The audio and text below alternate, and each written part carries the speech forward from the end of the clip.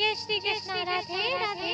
अथ चैनं नित्यजातं नित्यं वामन्यसे व्रतं तथापि त्वं महाबाहो नैनं शोचितुमर्हसि। अर्थात किंतु यदि तुम यह भी सोचते हो कि आत्मा अथवा जीवन का लक्षण सदा जन्म लेता है तथा सदा मरता है, तो भी हे महाबाहु तुम्हारे शोक करने का कोई कारण नहीं है। तात्पर्य: सदा से दार्शनिकों का एक ऐसा वर्ग चला आ रहा है जो बौद्धों के ही समान ये नहीं मानता कि शरीर के परे भी आत्मा का स्वतंत्र अस्तित्व है। ऐसा प्रतीत होता है कि जब भगवान कृष्ण ने भगवद गीता का उपदेश दिया तो ऐसे दार्शनिक विद्यमान थे और लोकायतिक तथा वैभाषिक नाम से जाने जाते थे। ऐसे दार्शनिकों का मत है कि जीवन के लक्षण भौतिक संयोग की एक परिपक्व अवस्था में ही घटित होते हैं। आधुनिक भौतिक विज्ञानी तथा भौतिकतावादी दार्शनिक भी ऐसा ही सोचते हैं।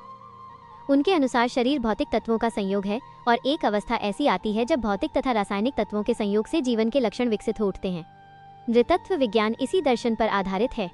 संप्रति अनेक छद्म धर्म, जिनका अमेरिका में प्रचार हो रहा है, इसी दर्शन का पालन करते हैं और साथ ही शून्यवादी अभक्त बौद्धों का अनुसरण करते हैं।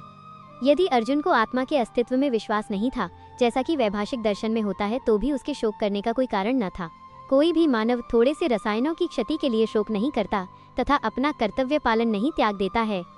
दूसरी ओर आधुनिक विज्ञान तथा वैज्ञानिक युद्ध में शत्रु पर विजय प्राप्त करने के लिए न जाने कितने टन रसायन फूंक देते हैं।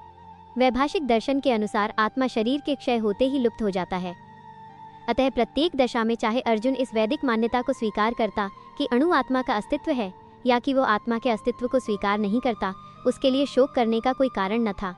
इस सिद्धांत के अनुसार चूंकि पदार्थ से प्रत्येक क्षण असंख्य जीव उत्पन्न होते हैं और नष्ट होते रहते हैं, अतः ऐसी घटनाओं के लिए शोक करने की कोई आवश्यकता नहीं है। यदि आत्मा का पुनर्जन्म नहीं होता तो अर्जुन को अपने पितामह तथा गुरु के वध करने के पाप फलों से डरने का कोई कारण न था। किंतु साथ ही कृष्ण ने अर्जुन को व्यंग्यपूर्वक महाबाहु कहकर संबोधित किया, क्योंकि उसे वैभाषिक सिद्धांत स्वीकार नहीं था जो वैदिक ज्ञान के प्रतिकूल है।